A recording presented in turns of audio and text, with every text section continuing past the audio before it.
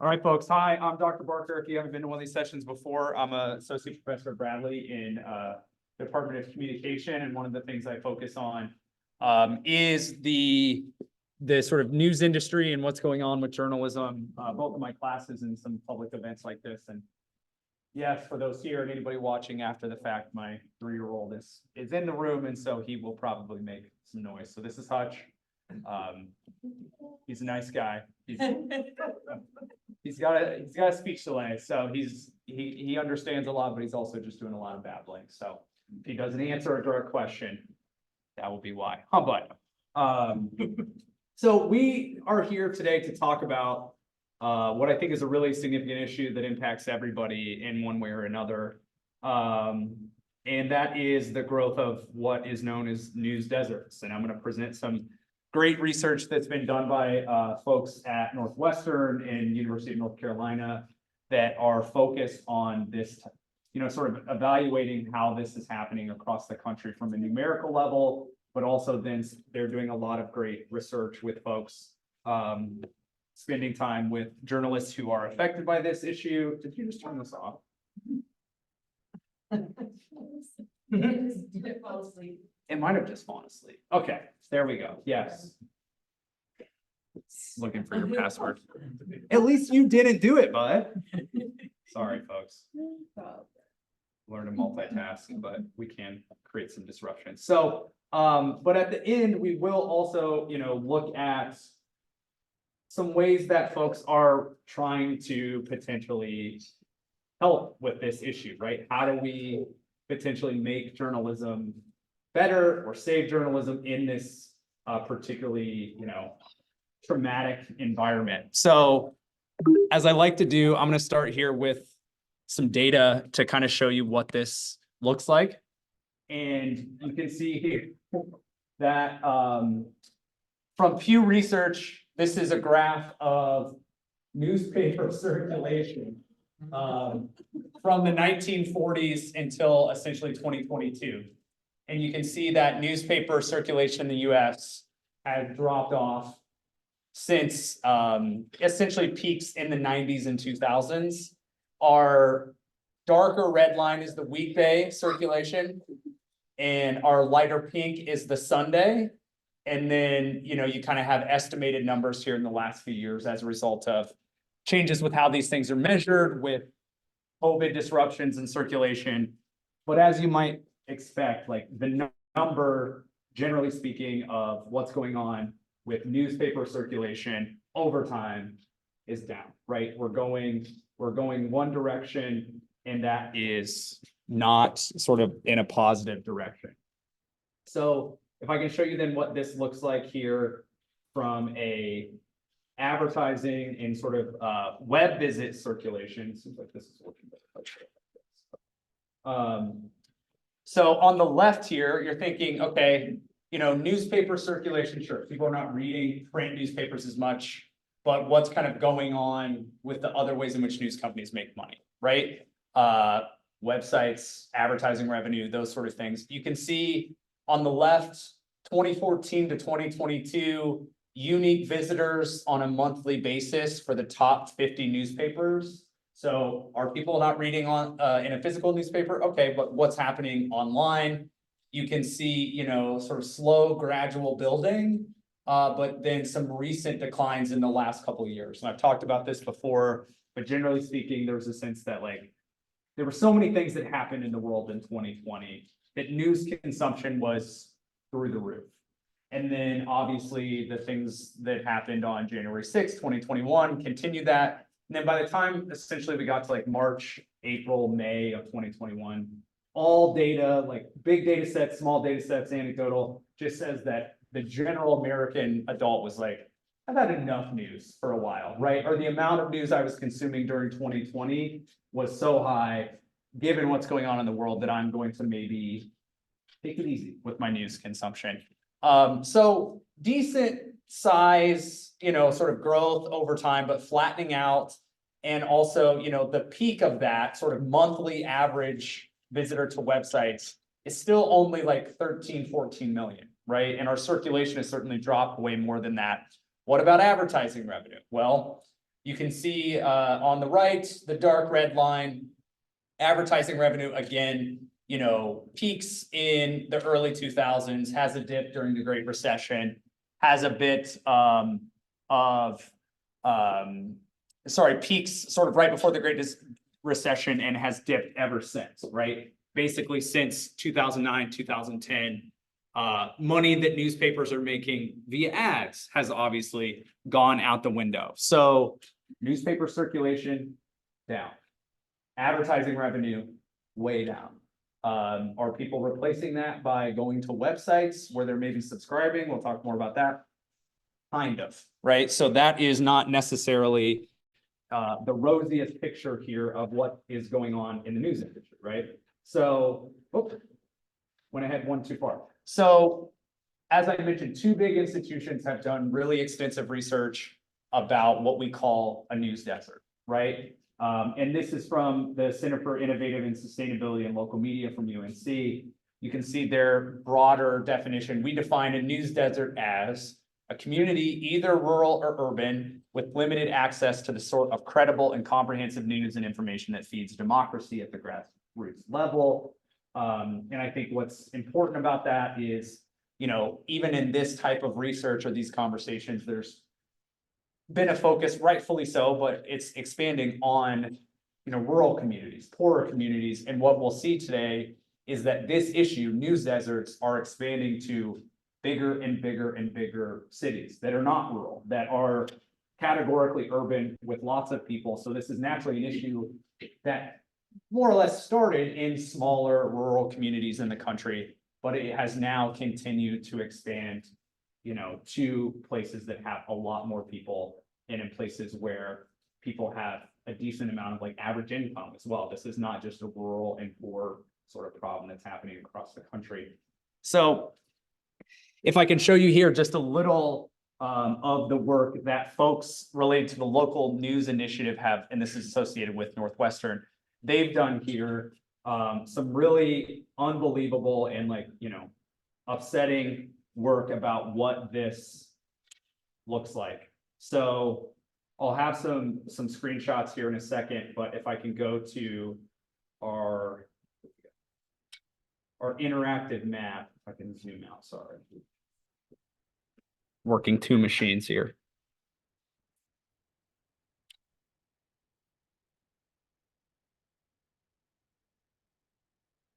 There we go. Okay. So if I scroll down, you can see the kind of interactivity that is available, and this will be provided in the slides and links.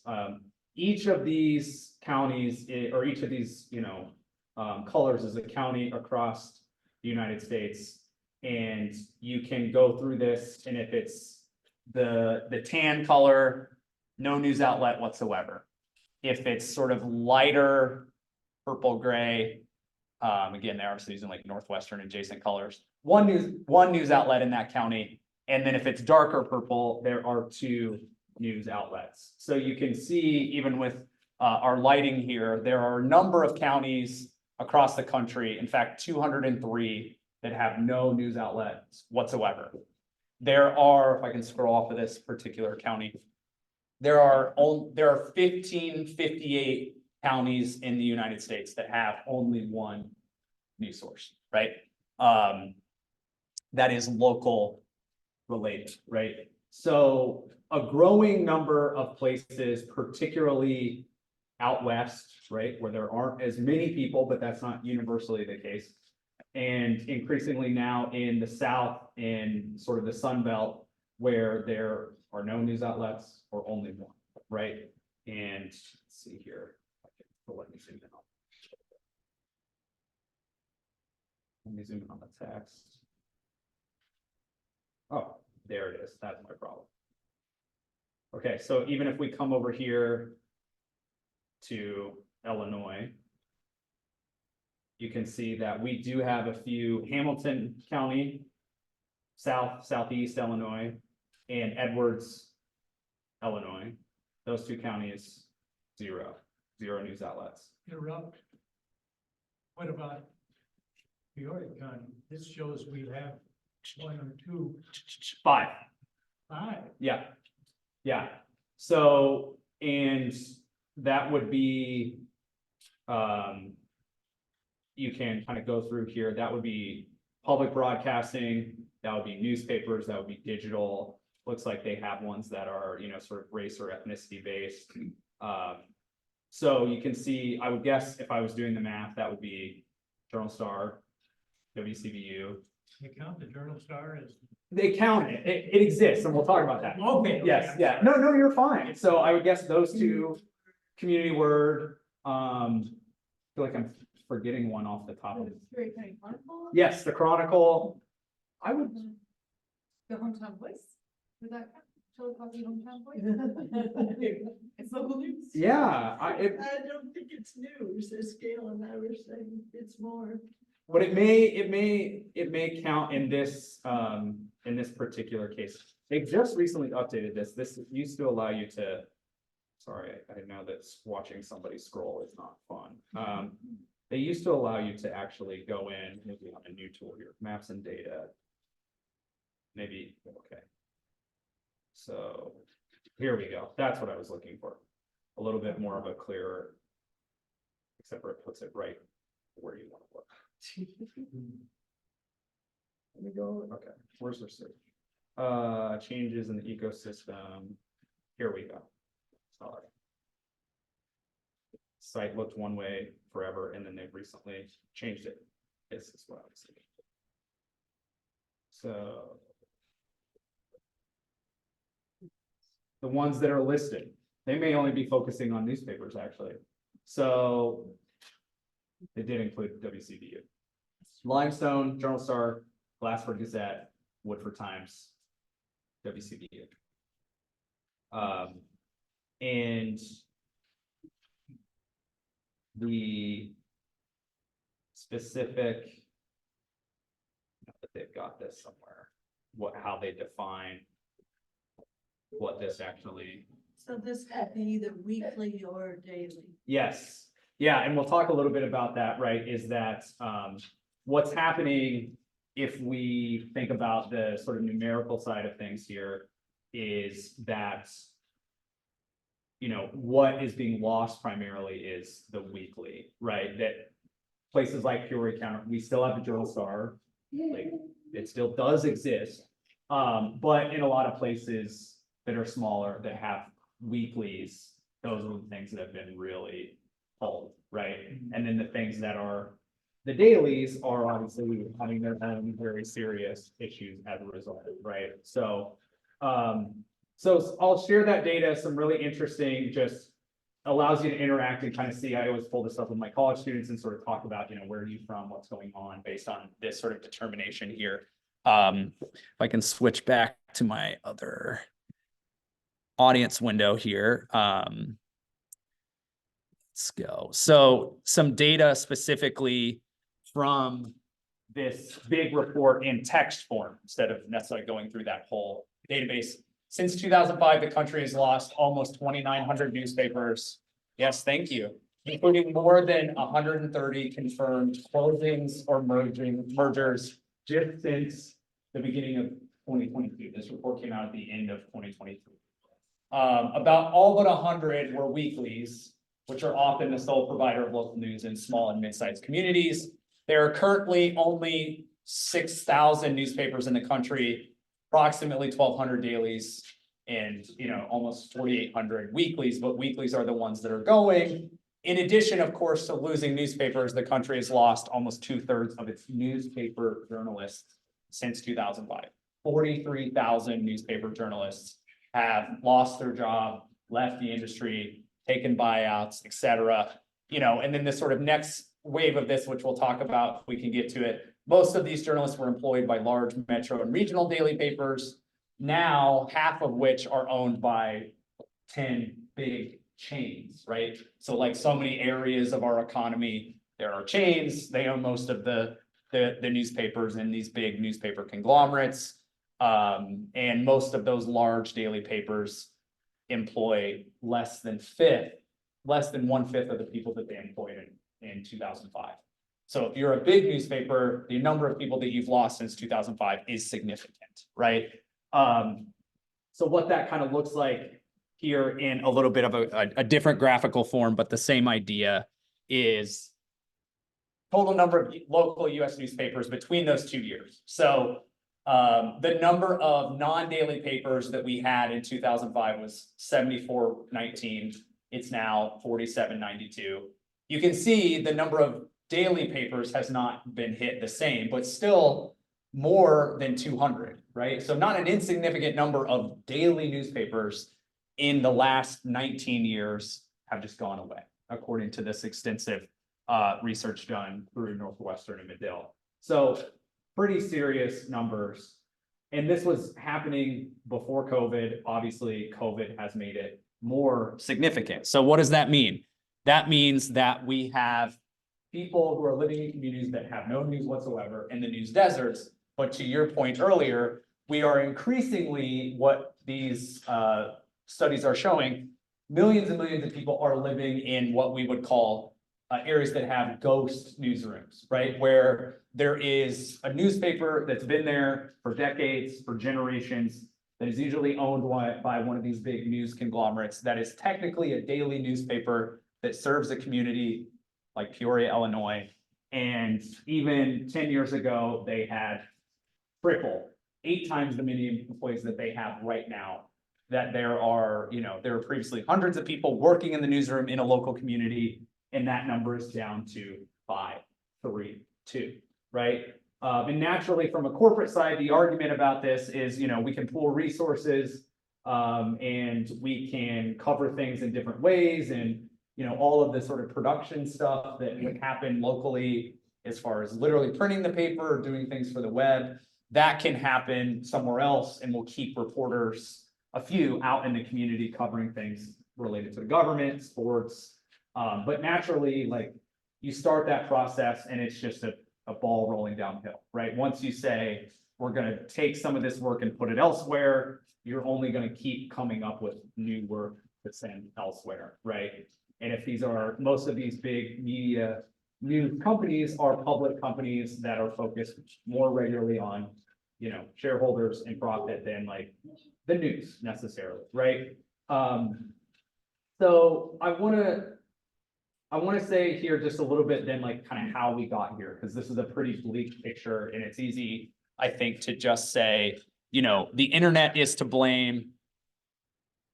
The issue is, there we go. There's that image. That's what I was looking for. Apologize.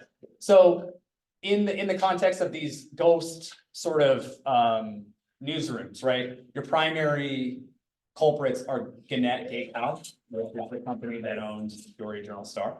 Alden Capital, which is a combination of like the Tribune Company and a company called Media News. That's an example of like corporation, or sort of media corporations and private equity coming together. Some of the other big ones, Guns, Lee, Paxton Media Group, but Hearst way further down. But your big ones are Gannett, Alden, Adams, and Lee, right? And you can actually see that they, in contrast, difference between 22 and 23, they've started to close or, hand off or, basically run these ghost newsrooms where there are fewer and fewer people that work there, and then eventually kind of close them down, right? So what I was getting to there, sorry, before I forgot my image, was that, it's really easy to say this is a social media problem, that it's just the internet, that it's just, younger people today don't want to read the news. We can talk about that. But I think it's worth talking about the longer history of how the news industry did a poor job of transitioning to the internet, right? So if you can put your brain back to the early and mid 2000s, when news companies first moved to the internet, they didn't know, like, how much content do we put on the internet? How much stuff do we save for the internet versus the print edition? How do we balance that? What do we do with, putting things on the internet? How do we get people, or how do we allow people to have access to them? Should we allow them to see it for free? Should we allow them to see a little of the article and then it's paywalled? Should everything be paywalled? So early 2000s, through the mid 2000s, there was way more focus on paywall. You have to be a subscriber to see this stuff online. You can't see every article online. You still got to read the paper. That didn't really work. So companies in the later 2000s thought, okay, if we take the paywalls away, we get more attention, we get more people reading, we can therefore charge higher ad rates on the digital side. And yeah, therefore, like, maybe that works, profit, like, question mark. And you know, that ran for a really long time. And then in the last 10 years, I would say, news companies have really tried to like put that genie back in the bottle and say like, okay, now you have to pay. Maybe it's 3 articles and then you have to pay, maybe you have to pay for everything. So I think that's also, there's been a lot of back and forth from the news side of things to try to figure out what's the best way to appeal to consumers. And that's created I think a situation where consumers have in many ways just like generally opted out, right? Like there's a sense that they don't want to pay, so we're not going to mess with it. Even sites that are not paywalled or have a subscription, the general consumer, you know, kind of thinks that there is that. So there's been a lot of experimentation with this stuff. Some use like a hard paywall that you don't get to see anything, like the Wall Street Journal, for instance. They've been pretty consistent from the beginning that almost all of their articles are completely paywalled. You can read like the first paragraph and that's it.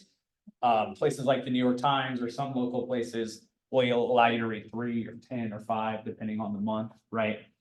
That seems to work if you're the New York Times, right? You've got tons of articles, you've got a huge staff, you've got games, recipes, all this stuff. But in 2024, when you're trying to use the same kind of paywall model and you're the Peoria Journal-Star, you know, it's difficult for that to work from an economic perspective to convince people to actually read it, right? Or pay to read it. The other thing that's worth noting is kind of what's happened as a result of the Great Recession. I think that's something that is absolutely consistently worth noting as well, where if we think about what has happened in the last 15 or 16 years, there are fewer businesses to advertise, especially locally. There are fewer people in a lot of rural areas where we've had migration. For fewer people to pay for subscriptions. So if you're a smaller newspaper in a smaller community, you're kind of feeling it on both sides. Fewer people who have businesses who want to pay to advertise. Yeah, go ahead. You can check that out. You want to take a look? Yeah, okay. Yes, thank you. And then there are fewer people around to also pay for subscriptions. And this issue is obviously more pronounced with rural communities or communities that may have to rely on, you know, weekly news that rely on pretty heavy niche advertisers, right? For smaller communities.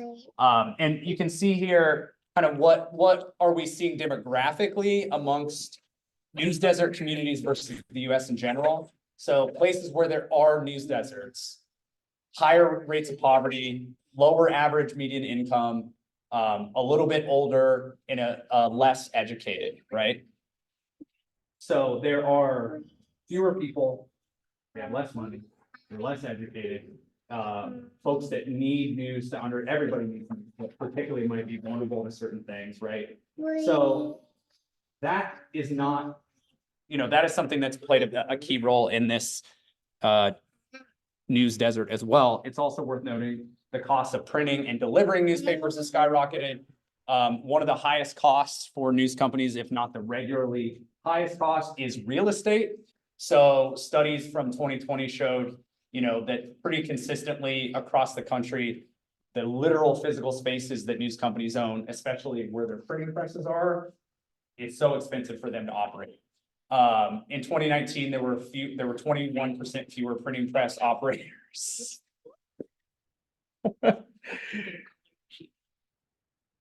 You having fun? I'm so sorry. You're being a little three-nager. Good job. Erase it. Yeah, erase that part. And there are 21 fewer printing presses in contrast to 2016, just a 3-year period, and 32 fewer people working in that industry, right? And if you think about how that kind of looks here, we've seen extensive among these big media companies where they move printing of newspapers. So for instance, this is from a couple years ago, Gannett, again, which owns the Peoria Journal-Star, They 4 or 5 years ago moved the printing of the Milwaukee Journal Sentinel down here. So every day, the Milwaukee Journal Sentinel is printed in Peoria, Illinois, and then transported back up to Milwaukee. On this one, you see here, Gannett will shift printing of its Louisville Courier Journal to Indianapolis. Okay, in 2023, they actually announced, in fact, that the Indy paper is now printed here. So previously, Indy was viewed as one of these places where the Louisville paper was going to be printed. Now, the Louisville paper, I think, is also maybe printed here. So Peoria has become this hub, given all of the different, access to the different highways and things like that. How do you find the most dangerous items in every room? And so the press here has a lot of people, relatively speaking, because papers north, east, southeast are all printed here. But you can imagine then what happens to the types of things that get covered in these papers if you are having to print it. If you're the Indy Star and you're covering the Indianapolis news, how much earlier do you have to send your paper off to be printed in Peoria and then driven back to Indy, to distribution centers, to then individual delivery people? That is happening all across the country with basically the biggest papers that are not like the New York Times, the LA Times, and the Washington Post and the Journal. Papers in big cities as big as Indianapolis, as big as, Tampa Bay, Eugene, Oregon, Detroit, things like that. They're being printed in places hundreds of miles away and then driven back every single day, which is kind of crazy. Another example of what that looks like in the context of, sort of area then, and then UNC used the Atlanta Journal-Constitution as the example. So historically, that big paper basically served the entire state. You could get it delivered to you across the state of Georgia. And by 2019, you basically could only get it distributed to you in the, metro area, slightly extended. So, some of these places that have lost their weekly, that don't have a daily paper, that may rely on even a, smaller version of the AJC, now they can't even get it delivered to their house, right? And all of these costs related to real estate, printer, ink, labor, distribution, those are not other reasons why, even for people who want a print product, it's not there, right? So a pretty sort of bleak picture, and the way that I always refer to this to my students when I talk to them about it is I just call it the newspaper death spiral, right? So, newspapers have declining advertising, declining subscription revenue. So what do? They cut production, they cut people, they come up with crazy distribution ideas like, let's send the Indy paper to Peoria and then drive it back every day. So they have fewer people. So what does that mean? Ultimately, then folks like you come to sessions like this and you want to say like, well, paper sucks now. It didn't used to suck. Now it's bad. It's worse every year. Through no fault of the individual people that work there, but there are fewer of them. They're asked to do 17 things when last year they were only even asked to do 14, right? So the paper's worse. So what do they do to try to make up for that? Well, they raise the prices on the subscriptions. They raise the price at the newsstand. And so now they're asking subscribers, or people who are willing to get it, to pay more for a worse product. Generally speaking, the consumer is saying, no, thank you. So what do? They say, well, that didn't work. And we're still in the red, or we're still, all our bar graphs and line graphs are going the wrong directions. And so what do? We got to cut more people.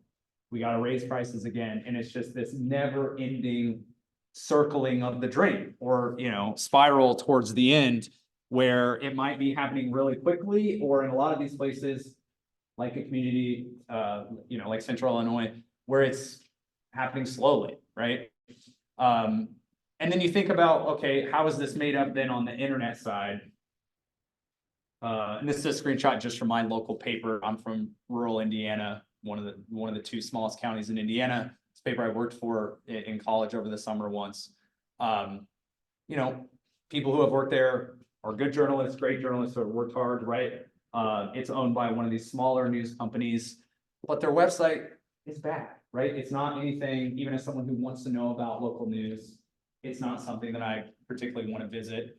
So the sort of visually bad and poorly accessible or functional websites, simultaneously alienate folks who are maybe a little older, would prefer to just have a good already print product.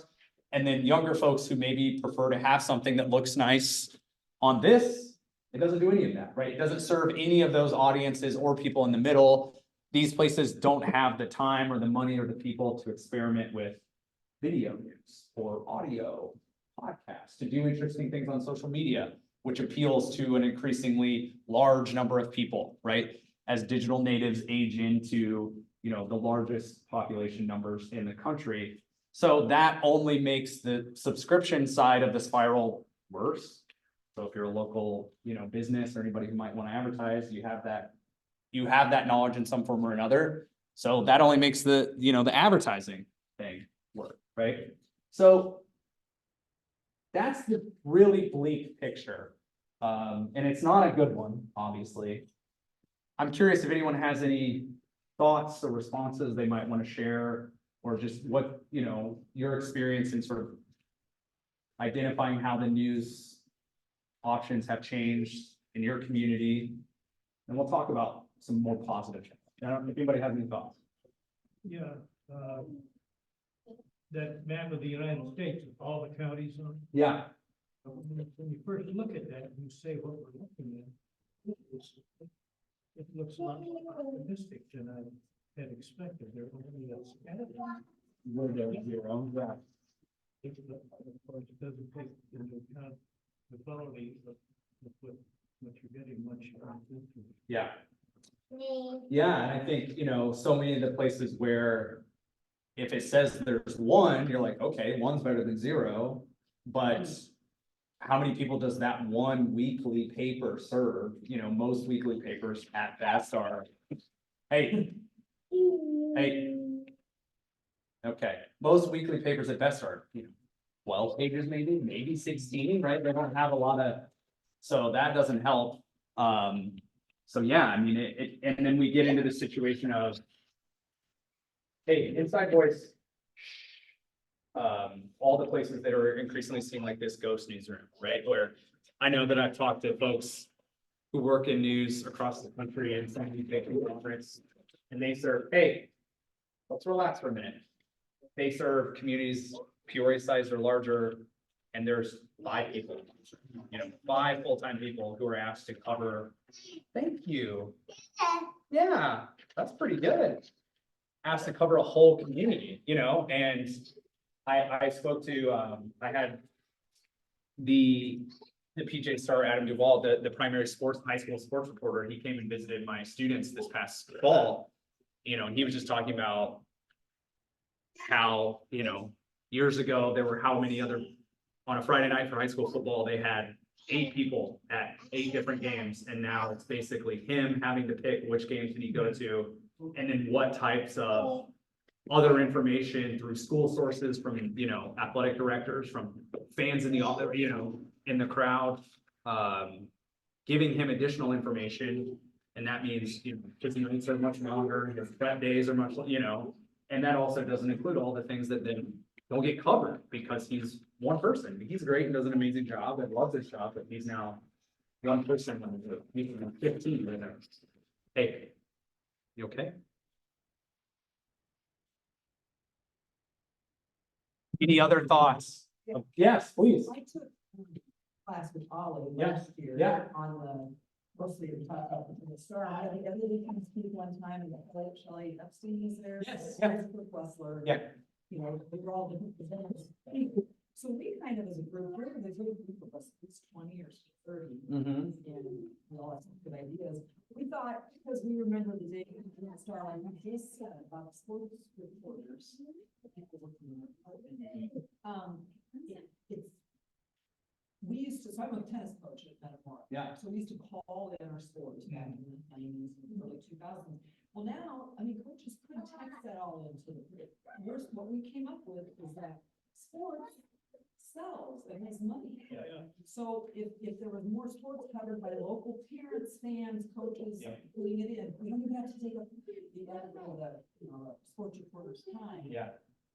Physically, Yeah. we could text it all and stuff, and then we develop the sports because that, the editors, the new editors, said, oh, wow. Yeah. Problem is to more local coverage. Yeah. And that has not ever evolved, but we just thought sports was a good way, because you can see it through all the. Yeah, I would say. Yeah, well, so, there's people that who volunteer, they call in football, tennis. Yes. Lacrosse, whatever, basketball, and give them the news right there, and all they have to do is, I know, not all, but. Yes. Get it set up, Yeah, well, and and that's not, that wasn't acceptable.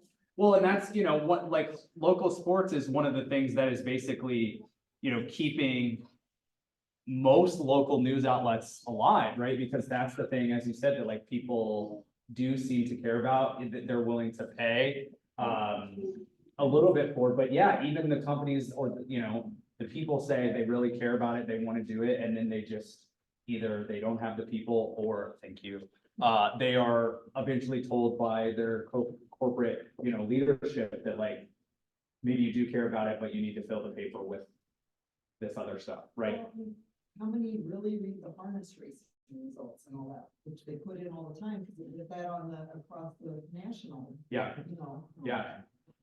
Okay. Yeah, no, you're absolutely right. And I've taught ALE classes about this particular topic and, given talks recently about this topic too. And it's the same frustration, right? The people who work there feel that frustration and they know it, and it just sucks, right? It's really, that's the simple way to describe it. It's just a really bad situation.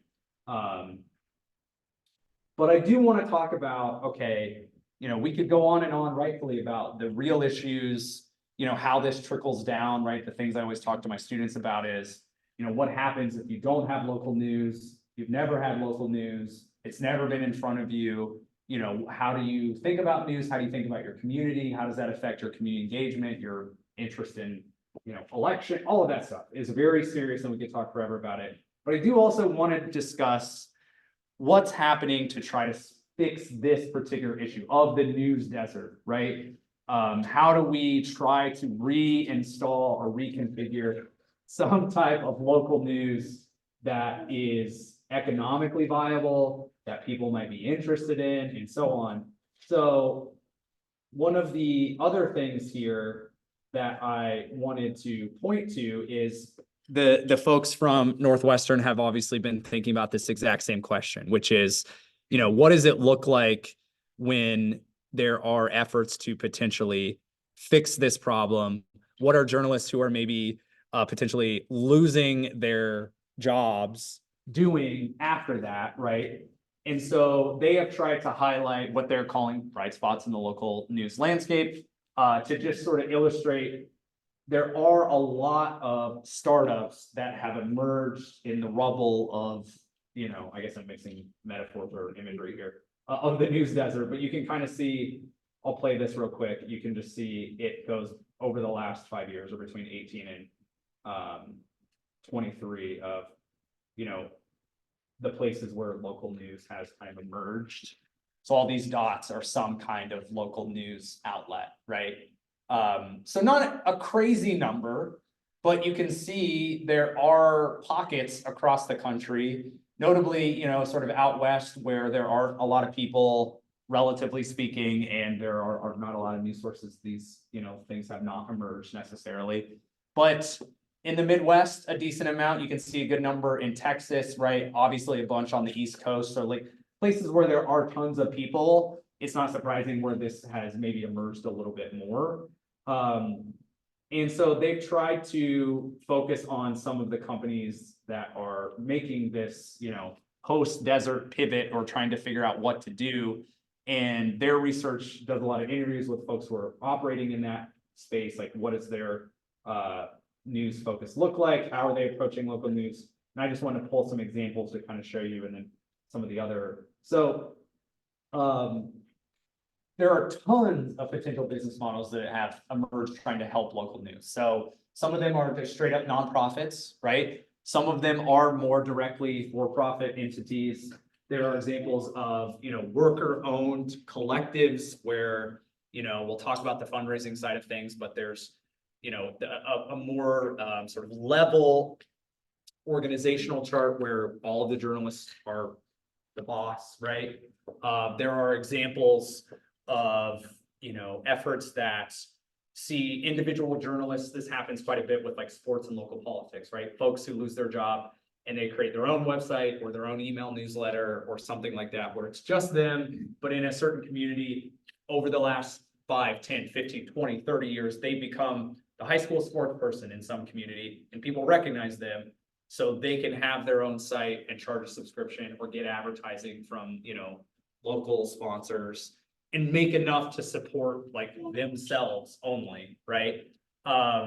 So much of this focuses on not necessarily just straight up subscriptions, but reframing it more towards what might be, familiar to like the NPR side of things, right?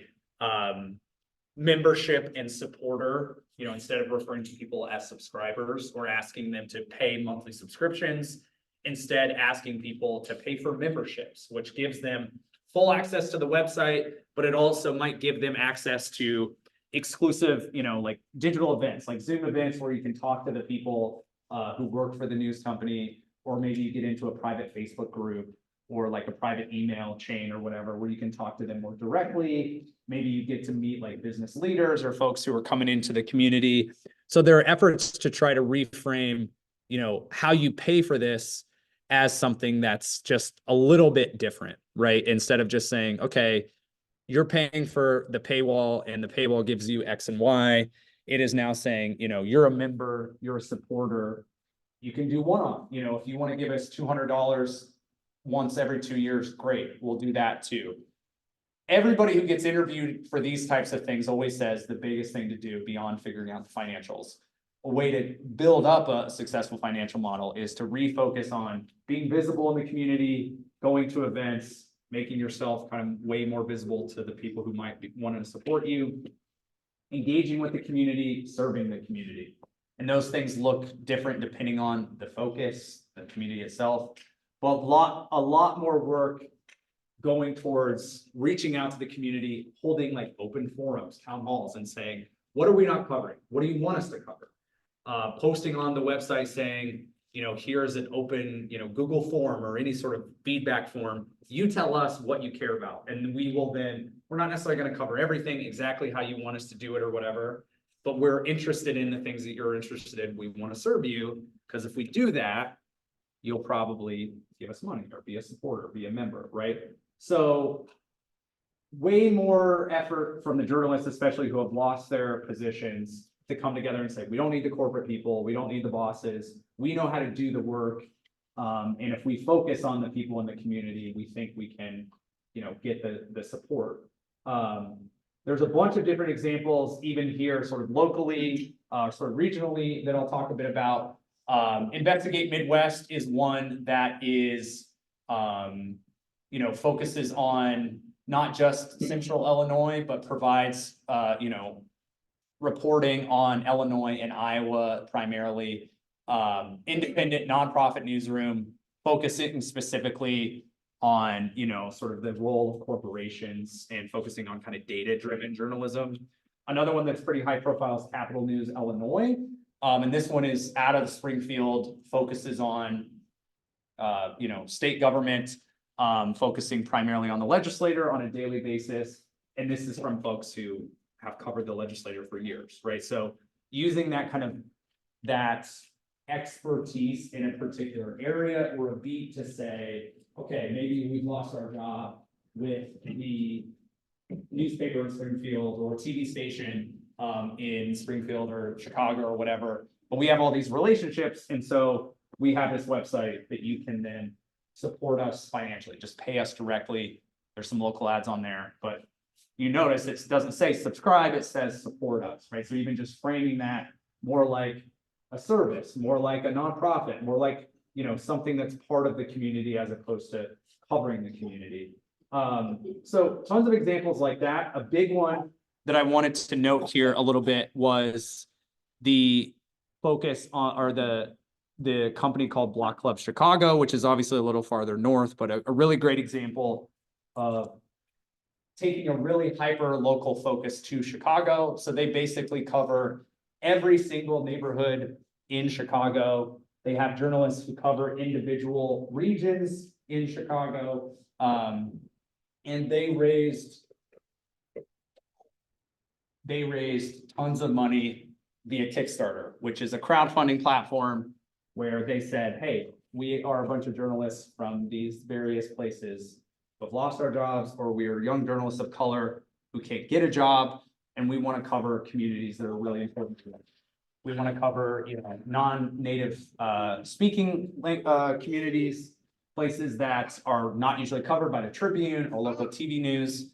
And so they've raised hundreds of thousands of dollars multiple times in the last 3 or 4 years to do this type of reporting. So it's not just, hey, do a subscription. It's, we want you to support us, and we're going to raise some money even upfront to fund us for the next year or two, right? So community-oriented, different business models. The next part of this that I want to focus on is just a couple of quick examples of what this looks like from an institutional perspective. The tons of colleges, institutes, various sort of foundations have been pumping tons of money into how do we train the next generation? How do we solve this problem? One big example that got a lot of attention is kind of already fizzled out a little bit, illustrating how big this problem is. University of West Virginia started a program called New Start, where they created a master's degree that was an online program that they trained you and connected you to own and operate like a local newspaper. And essentially their whole pitch was, there are local newspapers all across the country that are either small weeklies, small dailies, that need someone who's trained, who doesn't work for an evil corporation, to come and help run them. And what we need to do is like train the next generation of people who would be willing and interested to do this. And so they created this program. It had a big grant funding, like millions of dollars behind it. They ran it for a few years and got people who, you could do it online. They would connect you with potential, newspapers that might be available. Hey, let's leave that. They've evolved it a little bit to more like media innovation, where you could, get involved in local media beyond just newspapers. But this is an effort where you can do the program for a year online, take a bunch of courses, learn from people who own newspapers, and then the whole process is to help set you up with potential local newspapers, like the one in my hometown, serving 5,000 people, 10,000 people. And basically you buy it, lead it before some big media company or one of these news companies that will strip it for parts buys it, right? So that's one example. Then there are tons and tons of foundations and nonprofits that are funding business models on this, right? So maybe you're a journalist and you worked for the PJ Star for 20 years. And you want to create a news org here in Central Illinois, but you have no idea how to start a nonprofit. You have no idea how to handle the sort of tax side. You don't know what paperwork to file. You don't know how to raise money, any of that stuff. There are tons of independent or sort of grant-backed programs that are trying to train current journalists or people who might be interested to figure out how to do the business side. Because you might be great at reporting, but if you just say, oh, we're going to do a nonprofit and you don't know what you're doing, that could be disastrous, right?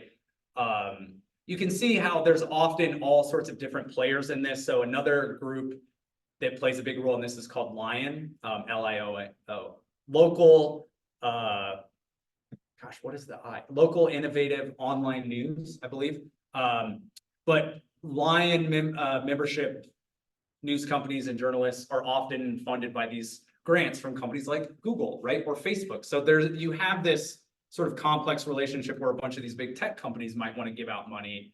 But you can see that individual newsrooms could qualify up to $20,000 to fund like figuring out how to basically make their local websites better.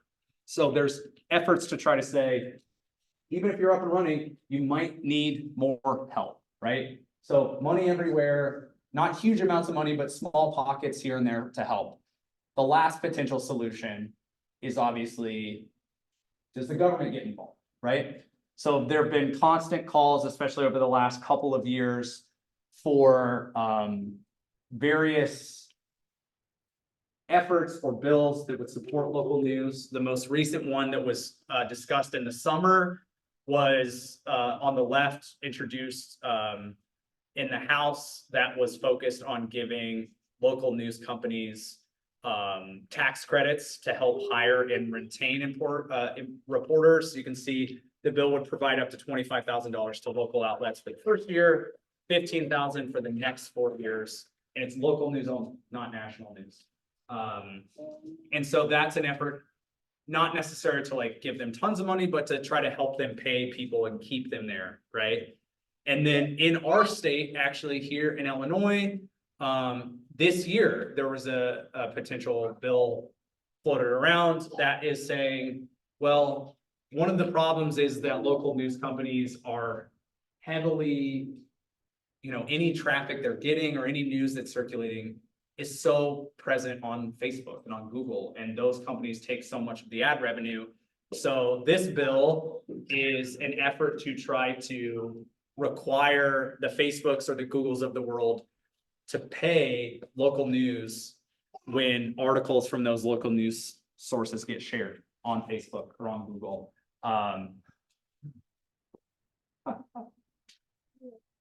Just like a cat, what can you throw to keep them occupied?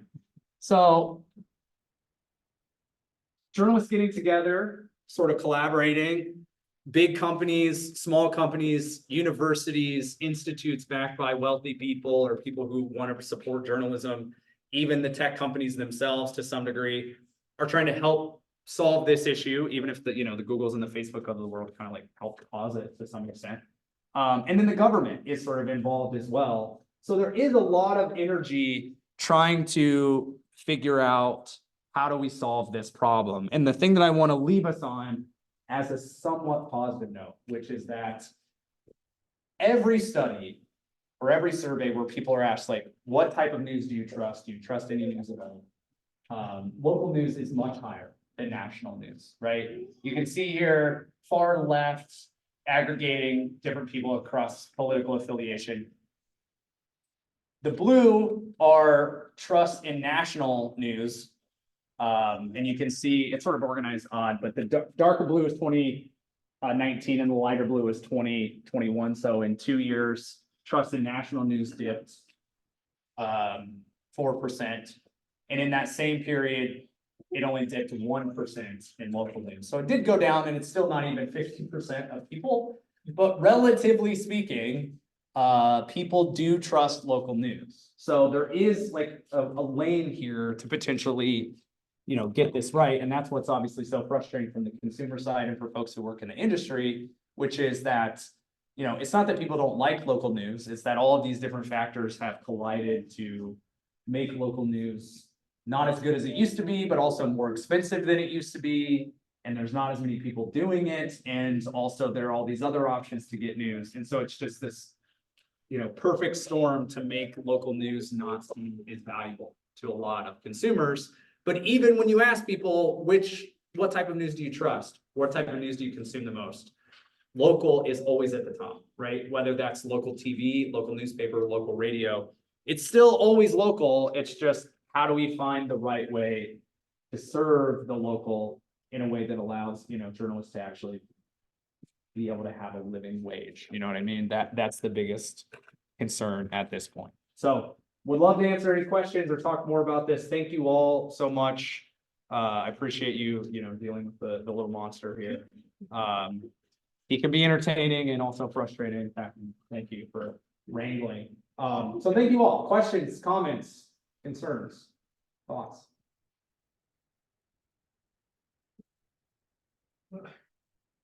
I got wrestling with this. There's all these startups, all these new ways to look at providing so-called news, Yes. but what about the quality of that news? Yeah. The independence of it. Yeah. Investigative energy. Yes. And watchdog. That's good. I'm sure that has suffered. Yes, it certainly is not, I think what happens, and this is what I talk to my students about a lot, right, is if your business model is predicated more on like membership and support and sort of that emotional appeal, you're either appealing to people who are like heavy news consumers, probably folks like right here, right, who come to these type of things, who are concerned about journalism, who make supporting journalism a big part of their identity potentially. And those folks are, they want to see well-reported things that are balanced and things like that. Or, to find a certain type of audience that is willing to pay, do you report on things in a specific way, right? Not necessarily that you are biased, but you're just, we cover this is what we cover, and we cover it in a way that sort of satisfies our audience. And how do you balance like satisfying so they keep supporting you, but also being as fair as possible, even if that challenges somebody's worldview or challenges how people think about a particular topic, right? And you're right. I mean, the thing that, is the complicated side about this too, is that a lot of like any startup, right? A lot of these companies that start, they're local news oriented, that we're going to do investigative reporting, they do it for 2 years or 3 years, and then the grant money runs out, or they, turns out doing the kind of investigative work they wanted to do is not, that desire doesn't line up with how much people are willing to pay to kind of bankroll that over time, right? Investigative reporting takes a long time, or it can. So that could be really complicated as well. You're absolutely right. I mean, these are, you don't want to say just like stopgap measures, but in some ways they're just trying, how do we solve this problem at all, right? Yeah, not that you're suggesting that they're all failures. I just mean, it's tough. Yeah. And it's really difficult to underline like the value of, or to like not overstate like the value of local news, especially local news that is, as you said, interested in investigative reporting, being a watchdog for the powerful institutions or people in a community. And even if you work for some of these private or nonprofit smaller places, do you lose access to certain things that you did have access to as a journalist for one of these bigger companies? Or do you, do they stop allowing you to come to certain things, right? There's all sorts of limitations that may emerge there, which are worth noting. Yeah. And then there's the issue of, do younger people read news? Yeah. What do your students tell you? How do they? Yeah. We're gonna talk about TikTok next month. It's tough, right? So I think that's a really fair concern.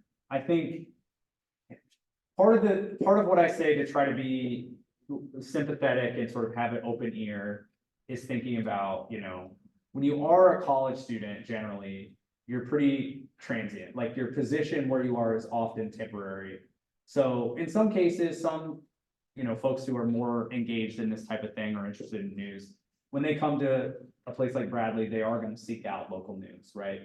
A lot of college students are probably not, because they're not thinking about this as a place that they're going to stay. And I think that the longer history of how people come to news a little bit more is, once you move somewhere, have a job and buy a home, like pay taxes, now suddenly you care about what's happening in your community a little bit more than you might when you're 21 and you don't think about those things in the same way. Where I'm concerned about it is, just if you're raised, like if you grow up in an environment where there's not local news around at all, right? That whether you're interested in it or not, you don't have, and I hate to make those sort of generational divisions, but it's clear like that we have seen a change in local news, right?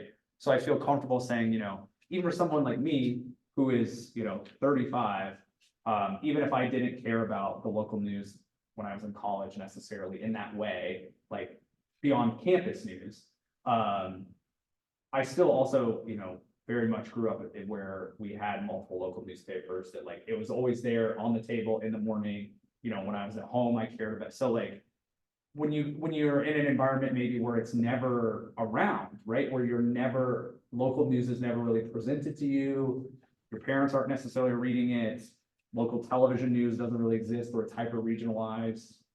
I worry what that means for those folks when they are then 30, right? And how they, if they have settled in a particular community and now they care, if there's nothing available to them and they haven't built up that routine, I think that's a big obstacle, right? And I think what most college students would say when they're asked, because I always ask them, a lot of them read a lot more news than you might think and even what they think. I think when you ask them, do you read news? They often say no, because they equate news with politics. Like they very much think that like news is serious political stuff that maybe I don't really care about as a 19-year-old or whatever. But then you get them talking about the things that they really care about, sports, certain things in entertainment, folks who are really interested in like climate, fashion, whatever, in the more of those niches or those silos, then they're consuming a lot of news. Not always, you know, things that are paywalled where they're paying for a subscription, but they're also consuming news in a way that is more considerate than they think. There is a, I think, growing sense that like news is just negative stuff about politics. And therefore, when you say that to me, or you're asking me on an anonymous survey, what news do I consume? I proudly say, well, I never consume news. And then as the semester unfolds and you ask them certain things or you pull up examples, they consume it. They just don't think about it that way. Which I also don't know how like you totally get around that issue, right? Like that's kind of a branding issue, but news has certain identifiable characteristics that, you know, you learn and are like either informally or formally to understand like, okay, news means things that look like this or sound like this, and, you know, continue to refer to it as such, as news, I think is important. You can't just come up with a new word for it, right? So yeah, I mean, it's certainly a concern. I think the local part is, you know, when you ask them, a lot of it is, well, my parents like see local things on Facebook or whatever, right? You kind of get that generational dip there. But it's not something that they necessarily would say immediately, like, I definitely pay attention to the local news in my community, or they pay attention to news in pure. No, but yeah. I'm wondering if these news sources of news offer things like opinion columns. Yeah, Like the old days when you'd read the Journal Star's Sunday opinion. right. Yeah, some do. I think a lot of them have tried to kind of stay away from that, only because there's broader concerns about people not being able to identify the difference between news, opinion. And so there's often a focus on like trying to also wrestle with what you were saying. It's just like, this is straightforward news about the Illinois State Capitol, right? We're doing investigative reporting, we're in the Capitol, every day they're in session, really trying to underline, especially for folks who are maybe frustrated by what news looks like now or access to news or whatever, really trying to say, this is as balanced and traditional and as conventional as possible, straight down the middle, et cetera. And that certainly appeals to certain types of people, but it does then leave out other, you know, other potential, and that's not universally the case, but you see that where a lot of these new initiatives are framed to the audience as, you're frustrated by local news, whether it exists or doesn't exist. You're frustrated by the fact that you used to have a newspaper that had 32 pages a day and now it's 8, and all of the news is about things happening in Texas or whatever. So we're gonna fill that void, and we're gonna fill it with traditional reporting.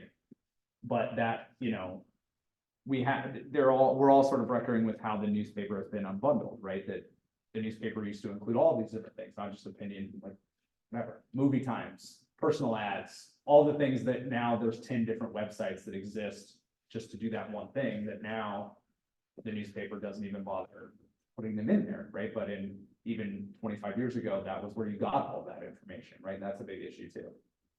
Yeah. Yes. Did any of those studies talk about the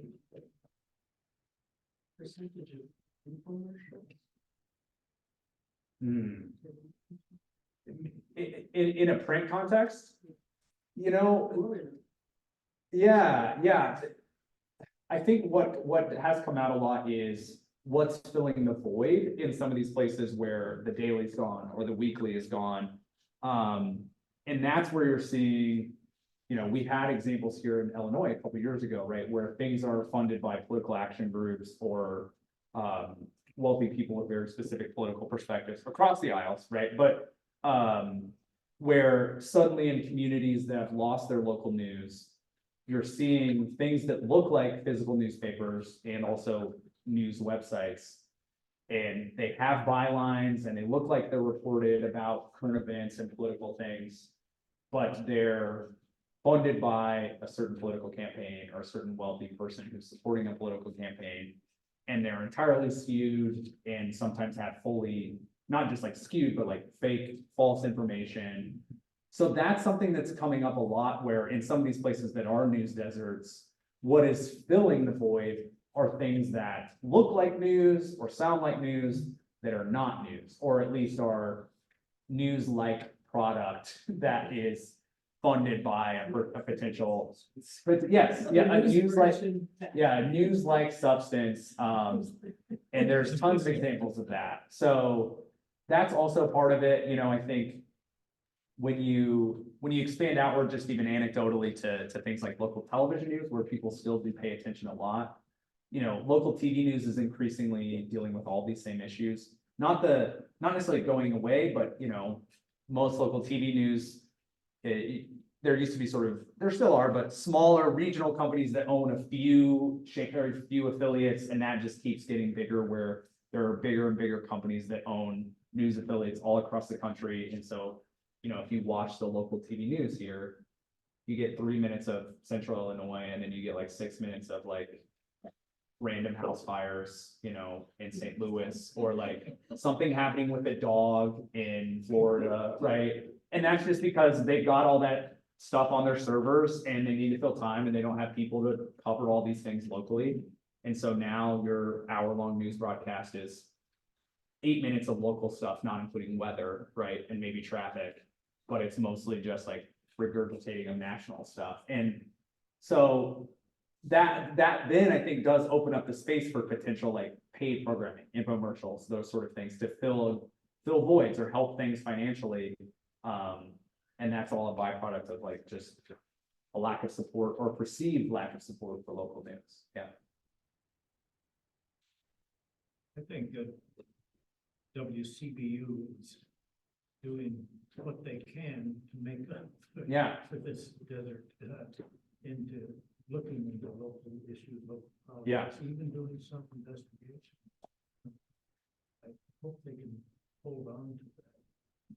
They aren't in depth in the old sense of in depth. Yeah. No, but they're doing what they can. Yeah.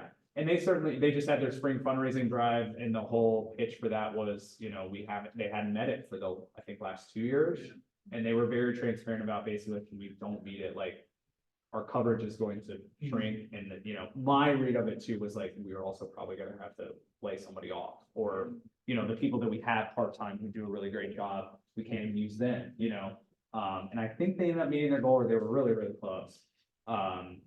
But that requires them to, really get out there and sort of explain themselves over and over again about what service they provide, to even get people to give them $20 or whatever, right? And so that's the challenge that even the newer companies face, right? Is that how do you spend the right amount of time doing the work that you want to do that makes your news service or source valuable, but then you have to do all this work to like explain that to the community and say like, hey, we did all these stories over here, and so you should, give us $50 a year. That would be really helpful. But also you need to be at all these different community events to make yourself visible, to find out what the community cares about. So you're pulled in 50 different directions, and it's no surprise that a lot of these start out, they get some support, they maybe even make it 2, 3, 4 years, and then eventually, just like any business, it's hard to start your own company. It's hard to start a business, and journalism is not immune to that, on top of all of the other issues that journalism is facing. So I don't know if you're seeing any trends of like WCBU across the country of local electronic outlets sort of stepping in Yeah, I mean, I think it's surprising in certain places, the local sort of NPR affiliates or public media affiliates, thank you. Are doing pretty well, all things considered. But like nationally, NPR is sort of struggling a little bit and dealing with, Yeah. they've lost some audience post-COVID, people aren't commuting the same way. What is both heartening and disheartening is that in some places where there's news deserts or very close to news deserts, what is replacing it is college student media. So the newspaper, most of what's probably a news site, but like at big state schools in some places, the one that there's been a bunch of articles written about. In Ann Arbor, there's basically no longer quality local news in a newspaper sense. And much of the reporting load has been taken up by the University of Michigan student media folks. And so that's great, that's cool for them, but like, I know from my experience when I was in student media, a lot of that is unpaid, right? Like you're not making a lot of money anyway, so that's even worse, right? That people are doing it under worse labor conditions. And so that's like positive that that's still there, but it's also like, Jesus, what are all those people are gonna graduate if they want to stay in the community? Well, good luck, you should just be a fifth year senior, I guess, because there's not professional opportunities for you, so that's happening, I went to Indiana University, so I see that even covering. In Bloomington, it's more than Ann Arbor, but similarly, like the Bloomington paper has shrunk quite a bit. There's not local TV news, it's more out of Indy or out of Louisville or whatever, so the student newspaper and the student public the public radio trying to fill the void, but we difficult, so. Yeah, there are positives, but it's also not the most positive picture, unfortunately, which is a real shame, so.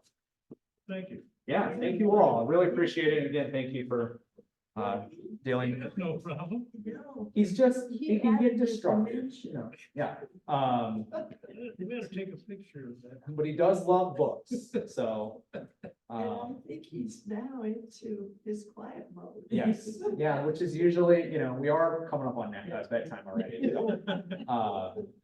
Yeah, he has, all, as they all do, but he has kind of like two primary modes, which is like very quiet reading.